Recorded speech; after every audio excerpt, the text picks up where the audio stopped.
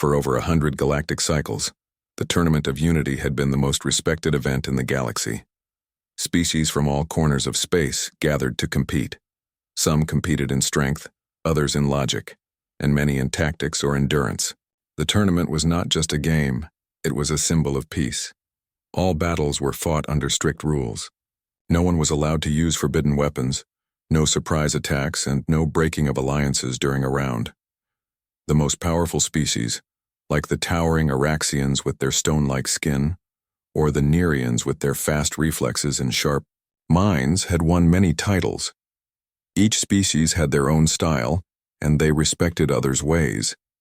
They knew that unity came not from power, but from honor. But then the Deathworlders arrived. No one knew much about them. Their planet, called Earth, was labeled a Class 5 Deathworld, a place so dangerous that most species would die within a day there. The animals were wild, the air was unstable, and even the weather could kill. But somehow humans, what they called themselves, had survived and even thrived. The Council had invited the Deathworlders, hoping they would simply watch and learn. But the humans had other plans. They wanted to play. When the Deathworlders stepped into the arena for the first time, many species laughed quietly. These humans looked weaker than the giant Araxians and slower than the agile Vreen. They had soft skin, only 2 eyes, and no claws or natural armor. Some expected them to lose in the first round. But what happened next became history. Their first opponent was the Vreen, who were famous for speed and silent attacks. The rules were clear: no physical weapons, only skill and agility. The Vreen moved like lightning, jumping and twisting in the air. But the human didn't run or dodge. He stood still, watching, learning. Then, in one sudden move, the human picked up sand from the arena floor and threw it directly into the Vreen's eyes. The crowd gasped. That was not part of the rules, but it wasn't forbidden either. The judges hesitated, then allowed it. The Vreen was blinded, and in that moment of confusion, the human knocked him out of the ring. The humans called it thinking outside the box. In the next match, they faced the tall Forthari. This round tested strength. The Forthari were 3 meters tall and had crushed many rivals. The human, much smaller, didn't even try to match him in power. Instead, he ran circles around the Forthari, shouting strange words and making confusing hand signals. The Forthari grew angry and charged. At the last second, the human stepped aside and the Forthari slammed into the wall, knocking himself out. Another win for the Deathworlders. Soon it became clear. They were not playing to prove honor. They were playing to win. And they would use anything: noise, tricks, fake surrenders, even making alliances only to break them seconds later. It wasn't illegal, but it wasn't fair either. Species across the galaxy began to whisper, "The Deathworlders aren't like us." The Council held emergency meetings. Some members wanted to ban the humans. Others warned that doing so might cause a diplomatic war. Earth had grown powerful in a short time. Their technology was rising. Their population was large. And worst of all, they were learning fast. Still, many believed the humans would eventually lose. Surely someone stronger would stop them. But the Deathworlders kept winning. They weren't the strongest, they weren't the fastest, but they were the most unpredictable. And they didn't care about being liked. One match, a human faced a Kraltak, warrior in a test of endurance. The match was supposed to last for 6 hours, but the human brought a tiny energy drink hidden inside his sleeve and sipped it when the judges weren't looking. While the Kraltak slowly grew tired, the human stayed fresh. Another win. In another round, humans teamed up with the peaceful Yllari, promising friendship. Together they beat the powerful Mechan team. But as soon as victory was near, the humans turned on the Yllari, knocking them out too. The crowd was shocked. No one had broken an alliance mid-match before. And again, the judges couldn't stop it. It wasn't written in the rules. The Deathworlders had found all the cracks and were stepping through them with a smile. One judge from the Araxian Empire stood up and shouted, "This is not the tournament we built. This is a mockery." But the humans just looked around and said, "You made the rules, we're just using them." News spread fast. In every system, from the icy moons of the Trask to the fire planets of the Zalari, the story was the same. Deathworlders had come and they weren't playing fair. Some species respected their cleverness. Others feared them. A few started copying their tactics. Slowly, the tournament was changing. The line between honor and victory was fading. By the end of the first round, the humans stood unbeaten. The arena, once a place of cheers and unity, was now filled with quiet tension. Everyone waited, wondering what the humans would do next. Ducky. Message was clear. The Deathworlders had arrived and they weren't here to play nice. The Deathworlders had shocked the galaxy with their cunning tactics, but the other species were not ready to give up. After the first round, the Tournament of Unity seemed like a shadow of its former self. What had once been a celebration of skill and honor had now become a place of fear and uncertainty. As the Deathworlders moved from one victory to another, the whispers grew louder. Some believed that the humans were simply using the tournament to learn about the galaxy's greatest warriors, preparing for a larger purpose. Others were more suspicious. The Deathworlders, after all, had not followed any of the traditions that had made the tournament so respected. Their tricks, their disruptions, and their refusal to play by the rules had started to cause unrest. In the Grand Council Hall, the leaders of the galaxy's most powerful species gathered once again. The council's atmosphere was tense, with a quiet undercurrent of anger and fear. The Araxians, who had been a dominant force in the tournament for centuries, were the first to speak. This tournament was built on the idea of fairness and unity, said Lord Zarkan, the Araxian leader, his stone-like skin reflecting the dim light of the hall. But the Deathworlders have turned it into a mockery. We cannot allow this to continue. His words were met with a chorus of agreement. The Vreen, known for their speed and agility, were particularly upset. They had lost to the Deathworlders, not because of strength, but because of cleverness. The human had used every dirty trick in the book, and it worked. They had never expected such behavior from an opponent. But despite the anger, no one seemed to have a solution. Banning the Deathworlders from the tournament seemed impossible. They were too powerful. Their technology had proven effective, and their numbers were growing. If they were banned, it could cause a rift between the species, one that the galaxy could not afford. Meanwhile, the Deathworlders didn't care about the Council's meetings. They were too busy winning. Their next match was against the famous Kraltak warriors, known for their toughness and relentless fighting style. But no one was prepared for how this battle would play out. The rules for the match were clear. No weapons, no interference, just raw strength. The Deathworlders had prepared not with weapons but with a mental strategy. Their leader, a human named Captain Grant, had studied the Kraltaks for days. He knew their pride, their arrogance, and their stubbornness.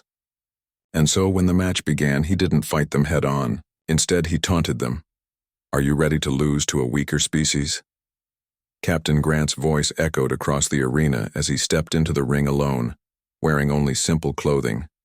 He knew that his physical strength couldn't match the Kraltaks, but his mind could. The Kraltak warrior, Rurgar, growled in anger, his 3-meter frame rippling with muscle. He charged at Grant, expecting an easy victory. But Captain Grant didn't move. He simply stood still, staring at Rurgar with cold, calm eyes. "Is this all you've got?" Grant said, his voice low and mocking. The Kraltak stopped in his tracks, confusion crossing his face. He had never been challenged like this. His pride took over and he attacked again, faster, and with even more force. But this time, Grant dodged just slightly, using the Kraltak's momentum against him.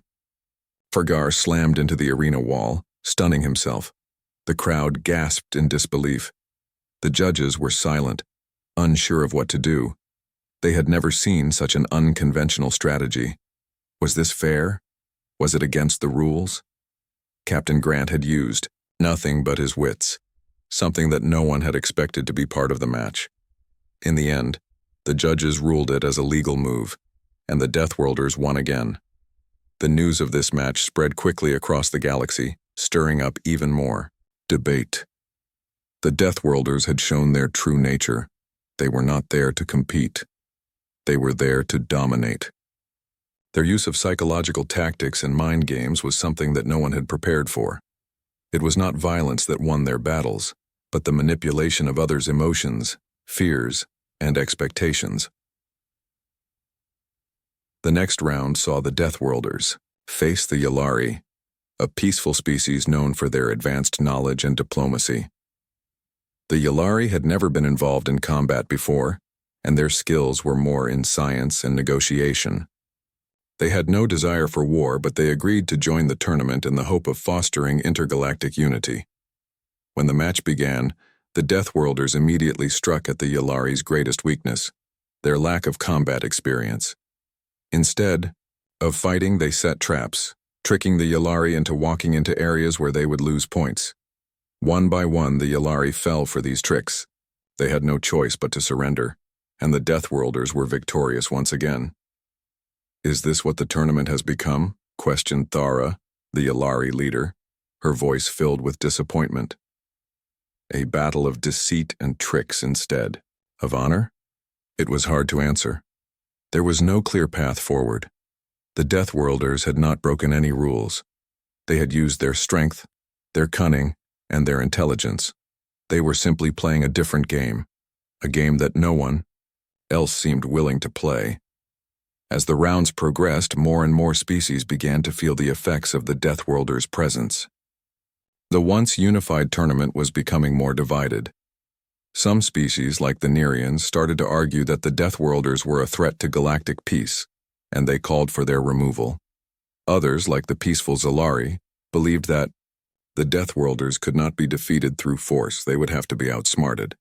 The tension in the arena grew.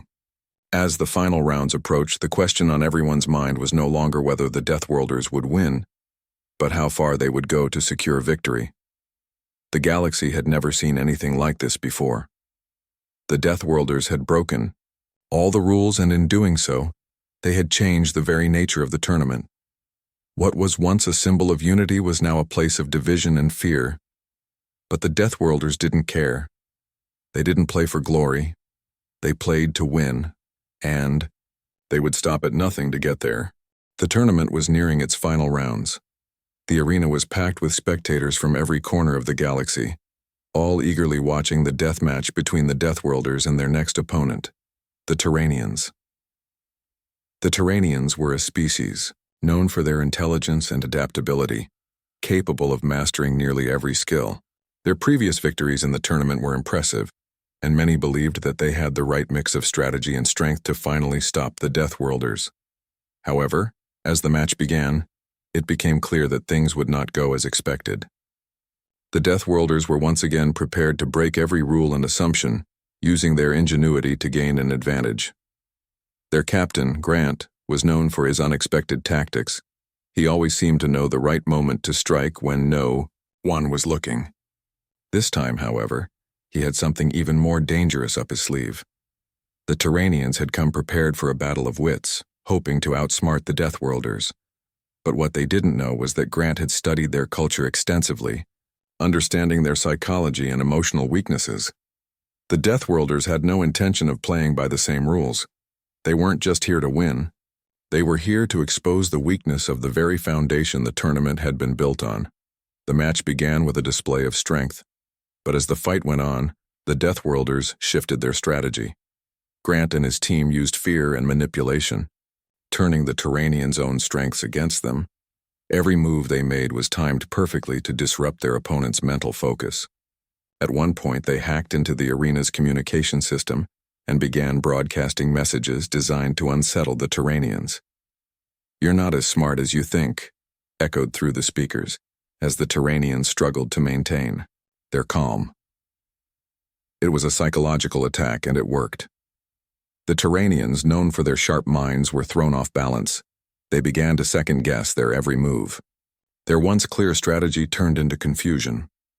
Grant, standing in the center of the arena, watched with cold eyes as the Terranians faltered. The Deathworlders didn't need to engage in direct combat. Their mind games were enough. The Terranians began to doubt themselves, and in that moment of hesitation, the Deathworlders scored a decisive blow. One by one, they incapacitated the Terranians without ever lifting a weapon. As the Terranians were disqualified, the crowd remained silent. The other species, once proud and confident in their abilities, looked on in stunned disbelief. This was not how the tournament was supposed to be. The Deathworlders had turned the very idea of competition upside down. The council watched from their seats, unable to believe what they had just witnessed. They had always thought the tournament was about showing the strength of one species, but the Deathworlders had shown that it was more about manipulation, deception, and tactics than strength. The deathmatch had become a game of mental chess, and the Deathworlders were the grandmasters. As the news of the Deathworlders' victory spread across the galaxy, the tension reached a boiling point. No one knew how to stop them. It wasn't just about defeating them in combat. The Deathworlders had shown that they could break the rules and still win. If they were allowed to continue, the tournament would lose its meaning forever.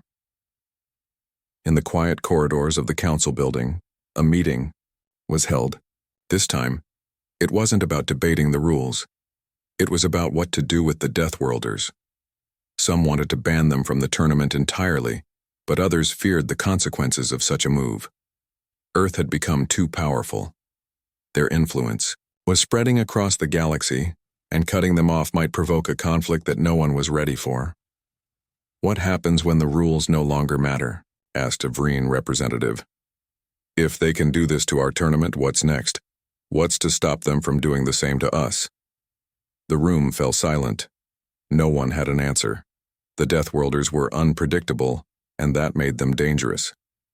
They were willing to do whatever it took to win, and they had already shown that they would stop at nothing to achieve their goals. Meanwhile, the Deathworlders themselves were unfazed by the chaos they had caused. To them, the tournament was just another step in their journey. They didn't care about the galaxy's ancient traditions or the Council's rules. They had come to prove that they were the strongest, and they had done just that. "We don't need your rules to survive," Grant had said during a press conference after their victory. "We make our own way. If that means breaking a few traditions, so be it." His words echoed across the galaxy, a statement that sent shivers down the spines of those who had once thought of the tournament as a symbol of unity. The Deathworlders had revealed something much darker. The tournament was just a game, and they had no intention of playing by anyone else's rules. As the final rounds of the tournament loomed closer, the rest of the galaxy began to prepare. The species who had once competed for glory now faced a choice. They could either adapt to the Deathworlders' way of playing, or try to stop them. But one thing was clear. The Deathworlders had already won. They had exposed the flaws in the system, and now no one knew how to fix them. The arena was no longer a place of celebration. It had become a battlefield, where victory was no longer about strength, but about outsmarting your opponent, no matter the cost. And in this new world, the Deathworlders stood as the undisputed masters. The galaxy watched as the tournament reached its final days. Every species knew that the next few rounds would be crucial. Would anyone be able to stop the Deathworlders, or would they continue their reign of manipulation and trickery? The future of the galaxy hung in the balance. For the Deathworlders, the tournament had become something more than just a competition. It was their declaration of dominance. They had proven that they could win by any means necessary. And in the end, it wasn't the strongest species that would prevail. It was the one willing to break all the rules. After the Deathworlders' shocking victory over the Terranians, the galaxy found itself at a crossroads. What had once been an event of honor and unity had become a battleground of manipulation and fear. Species from all across the galaxy had once come together in peace, but now, the Deathworlders had exposed cracks in the system, cracks that could never be ignored again. The rules of the tournament had been shattered, and no one knew how to put them back together. In the quiet of their starships and council chambers, the leaders of the galaxy species began to whisper to one another. The Deathworlders had shown that they didn't care about unity, fairness, or tradition. They only cared about winning, and they were willing to do whatever it took to get there. But despite the fear they inspired, something else began to stir. Hope. The galaxy had been united in peace for a long time, and it wasn't going to fall apart just because of a few rogue players. It was time to fight back. A small, quiet rebellion was forming, one that no one had expected. The Nerians, known for their quick thinking and tactical genius, were the first to call for action. They had been humiliated in their earlier matches with the Deathworlders, having fallen prey to their mind games. They knew they couldn't defeat the Deathworlders with strength alone. It would take strategy, cunning, and something the Deathworlders didn't have: unity. If they could unite the galaxy's species once more, they might stand a chance. Led by General Kira, a brilliant strategist from the Nerian homeworld, the resistance began to form. At first, they were a small group, just a handful of representatives, from various species who had been humiliated by the Deathworlders. But as the word spread, more joined. The Terranians, the Vreen, and even the peaceful Yalari, who had suffered greatly under the Deathworlders' manipulation, were ready to fight back. They weren't going to let the tournament become a game of deceit and cruelty. They were going to restore honor to the arena. The resistance knew that they couldn't defeat the Deathworlders on their own. They needed to outsmart them. But they also needed to learn how to play the Deathworlders' game and then turn it against them. The first step was to understand their enemies. The Deathworlders had no respect for the tournament's rules, but they did respect one thing: their own survival instincts. They had been raised on a planet so dangerous that only the strongest could survive. If they were to defeat the Deathworlders, the resistance would need to become just as clever, just as ruthless, and just as willing to break the rules when necessary. For months, the resistance worked in secret, gathering intelligence, training, and refining their tactics. They studied every move the Deathworlders had made in the tournament, learning their weaknesses and predicting their next steps. It was a difficult task. The Deathworlders were unpredictable, but the resistance was determined. They had no choice. As the tournament neared its final rounds, the galaxy watched nervously. The Deathworlders were still the favorites to win, their dominance growing with each passing day. The once proud species that had made it to the final stages of the tournament now found themselves in the shadows, unsure of how to handle the situation. Some feared that the Deathworlders would win it all, and that the tournament would be forever changed. But others began to see a glimmer of hope. The resistance was ready to strike. The final round of the tournament would pit the Deathworlders against the united forces of the resistance. It was a match that would be remembered for centuries to come. The arena was silent as the two sides faced each other. The Deathworlders stood confidently in the center, their faces calm and focused. They had no doubt that they would win. The resistance, on the other hand, stood together as one. They were nervous, but they had something the Deathworlders didn't: unity. And they knew that if they could work together, they could outsmart their opponents. The match began with a rush of movement. The Deathworlders charged, expecting the same level of chaos and confusion they had used to win previous matches. But this time, something was different. The resistance had learned how to think like the Deathworlders. They had expected the tricks, the mind games, the dirty tactics, and they were prepared. As the Deathworlders made their first move, General Kira signaled for the resistance to split into smaller teams, each one carefully executing their part of the plan. The Deathworlders tried to use their usual methods: psychological manipulation, setting traps, and playing on their opponents' fears. But every move they made was met with a counter. When the Deathworlders tried to hack into the arena's communication system, the resistance was ready. The Yalari, with their advanced knowledge of technology, quickly disabled the Deathworlders' equipment. When the Deathworlders tried to use psychological tactics to confuse the resistance, the Nerians responded by launching their own counterattack, throwing off the Deathworlders' timing and rhythm. But the true turning point came when Captain Grant, the leader of the Deathworlders, realized something. The resistance was using his own tactics against him. It was a moment of realization that left him momentarily frozen. For the first time in the tournament, the Deathworlders were out of their depth. The tables had turned. Captain Grant quickly ordered his team to escalate the situation.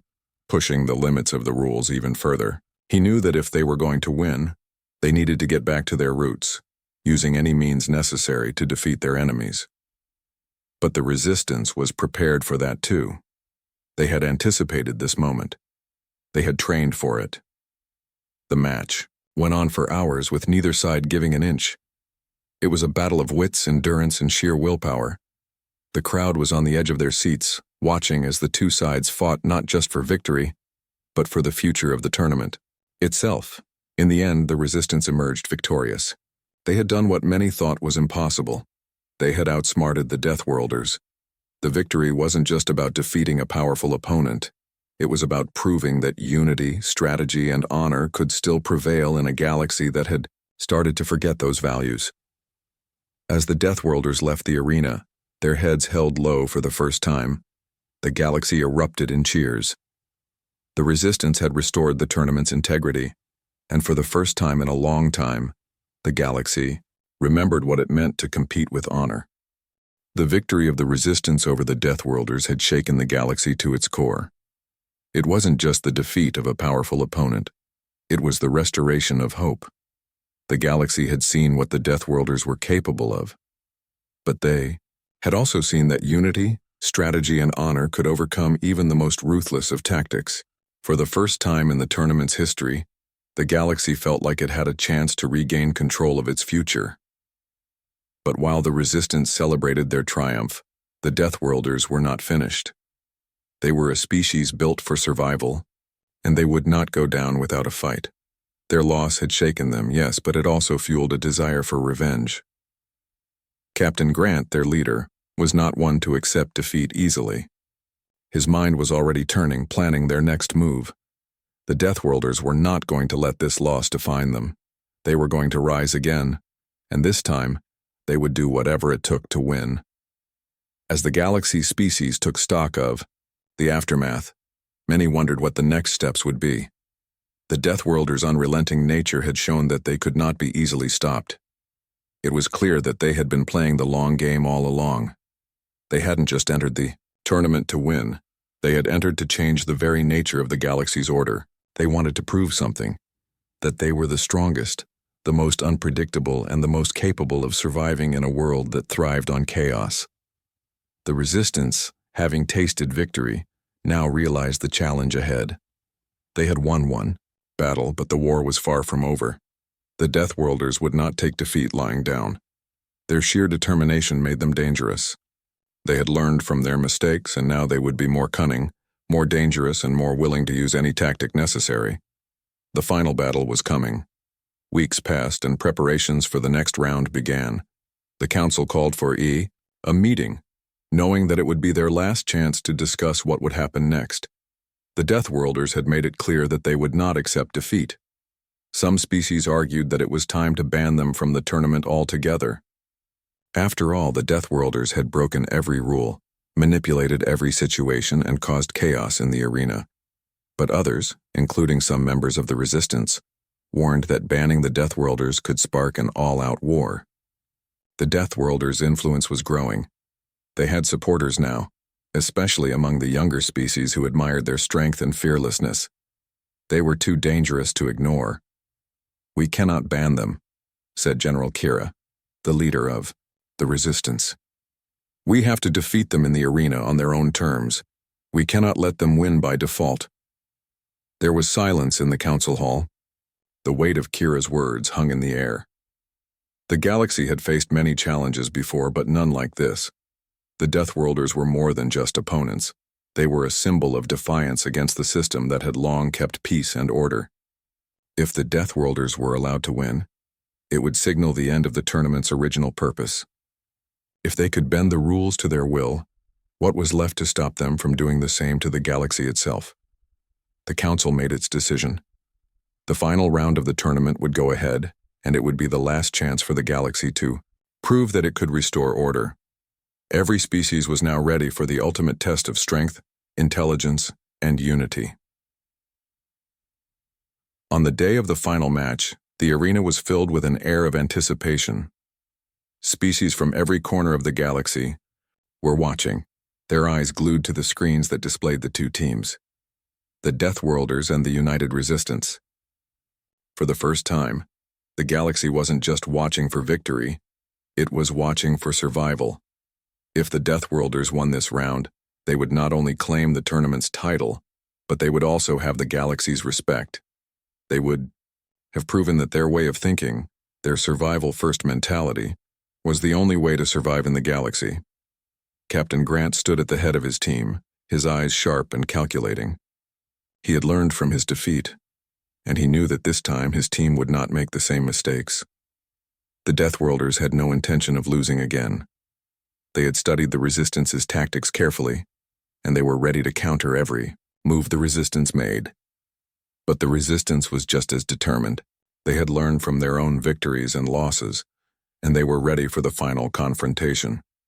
They had spent weeks refining their strategy, studying every move the Deathworlders had made, and preparing for every possible scenario. General.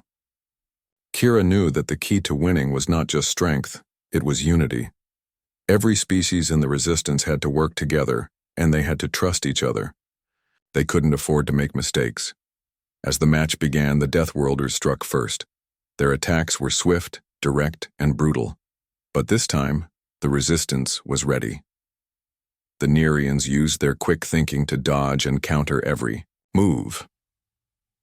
The Yllari disabled the Deathworlders' communication systems, cutting off their ability to communicate with each other. The Vreen used their agility to create distractions, confusing the Deathworlders and causing them to hesitate. For the first time, the Deathworlders found themselves on the back foot. The Resistance was not just fighting back, they were outsmarting them at every turn. Grant watched in frustration as his team struggled to keep up with the Resistance's well-coordinated attacks. It was clear that the tables had turned. The Deathworlders were no longer in control. The Resistance had learned how to counter their tricks and tactics, and they were using that knowledge to their advantage. Captain Grant knew that the only way to win now was to push the boundaries even further, but that would mean breaking the rules once again. In the heat of battle, Grant made a decision. He ordered his team to use a forbidden weapon, a device that could disrupt the arena's gravity and cause the entire structure to collapse. It was a move that had never been used before, but it would give the Deathworlders the edge they needed. The weapon was set, and the countdown began. But just as the device was about to activate, General Kira saw it coming. She had expected this move. With a swift signal, the Resistance launched their final plan. The Yllari disabled the weapon's power source, rendering it useless. For the first time, the Deathworlders had been outsmarted. The battle raged on, but the Resistance had won. The Deathworlders were forced to retreat, their dreams of domination shattered. The galaxy had won, but it was not just a victory over the Deathworlders. It was a victory for unity, strategy, and honor. As the arena fell silent, the galaxy knew that this day would go down in history as the day everything changed. The Deathworlders had lost, but they had taught the galaxy a powerful lesson, that in the face of adversity, only those who fight together, who stand united, will truly survive. The final battle was over, but the true consequences of the Deathworlders' arrival were only just beginning to sink in. The galaxy had won the tournament, yes, but the victory came with a deep understanding. The Deathworlders had forced everyone to rethink what they believed was possible. What had once been a symbol of unity and peace now held the scars of their influence. And although the Deathworlders were no longer in the arena, their impact would be felt for generations to come. The Resistance had proven that unity, honor, and strategy could defeat the Deathworlders' relentless tactics. But as the galaxy began to rebuild, a new question emerged. How would the tournament, once a place of peaceful competition, be reshaped in the wake of such a monumental challenge? Would the Deathworlders' tactics be forgotten, or would they forever alter the way the galaxy competed? General Kira stood before the council once more. The arena, which had once been a symbol of unity, now felt like a battleground scarred by the death match with the Deathworlders. As she addressed the council, her voice was calm but filled with the weight of what had been lost and gained. The Deathworlders have changed everything, she began. But we cannot let fear or anger dictate how we move forward. We have to learn from them, just as we learned how to defeat them. We need to adapt, not to become like them, but to find new ways to strengthen our unity. The council members, who had once been filled with tension and doubt, now listened with a new sense of resolve. The Deathworlders had shown the galaxy that even the most well-laid plans could be disrupted. They had made everyone question the very meaning of competition, forcing species to rethink the limits of their power. Is this how we want the galaxy to be? Lord Zarkon, the Araxian leader, asked. A galaxy where strength is measured by who can break the rules the best, or do we return to what we know, honor, fairness, and peace? But General Kira's answer was simple. It is not the rules we need to change. It is our understanding of what it means to be united. The Deathworlders didn't just break the rules. They broke our expectations. They made us realize that no one can survive alone in this galaxy. We must adapt, but we must do so with honor. The Council agreed. The Deathworlders' tactics had been harsh and disruptive, but they had shown that unity wasn't just about agreeing on rules. It was about adapting, learning, and evolving together. The galaxy couldn't go back to the way things had been. It had to move forward stronger and more united than before. While the Council discussed the future of the tournament, the Deathworlders were not sitting idly by. After their defeat, they had retreated to their home planet Earth to lick their wounds and rethink their strategy. They had lost the tournament, but they had not lost their sense of pride or their belief that they were destined to rule. In their minds, the galaxy was a vast game, and they had merely learned to play by its rules. Losing didn't mean they had been defeated. It meant they had learned how to improve for the next time. Captain Grant, who had led his team through every match, stood on Earth, staring at the stars. He was determined. "We'll be back," he whispered. "The galaxy will have no choice but to respect us." But as the Deathworlders worked to recover from their loss, the galaxy began to change in ways they hadn't anticipated. The resistance had won not by brute force, but by learning, adapting, and uniting. Now the galaxy's species were sharing knowledge, exchanging ideas, and working together like never before. Even those who had once believed in the superiority of their own species now saw the value of cooperation. The tournament, which had once been a test of strength, now began to shift in purpose. The new rules were clear. It wasn't just about winning. It was about building alliances, learning from each other, and growing as a galaxy. A new era had begun. Across the galaxy, the citizens of every planet, from the icy moons of the Trask to the sun-scorched world of the Zalari, felt the change. There was a new energy in the air, a sense of purpose that had never existed before. People were coming together, sharing ideas, and building relationships that transcended species. The galaxy was not just united in the tournament, it was united in its resolve to survive, to grow, and to protect each other. The Deathworlders, for all their strength and tactics, had shown the galaxy one undeniable truth. Survival didn't come from being the strongest. It came from understanding each other, learning together, and working as one. The galaxy was no longer divided by the old rules of competition. It was united by a new understanding, one that honored the strengths of every species, but also recognized that no one could survive alone. General Kira stood before the council again, this time with a look of hope in her eyes. "The Deathworlders will come back. They will test us again. But we are ready. We have seen what they are capable of, and we will be prepared. But we will face them together, as one galaxy, united in purpose and strength." The council members nodded in agreement. It was true. The Deathworlders would return. But this time the galaxy would be ready. They had learned from their mistakes, adapted to the new challenges, and united in a way they never had before. They would stand firm together, no matter what the Deathworlders threw at them. And so, the galaxy moved forward, stronger than ever. The tournament continued, but it was no longer just a game. It had become a test of unity, of adaptability, and of the will to survive.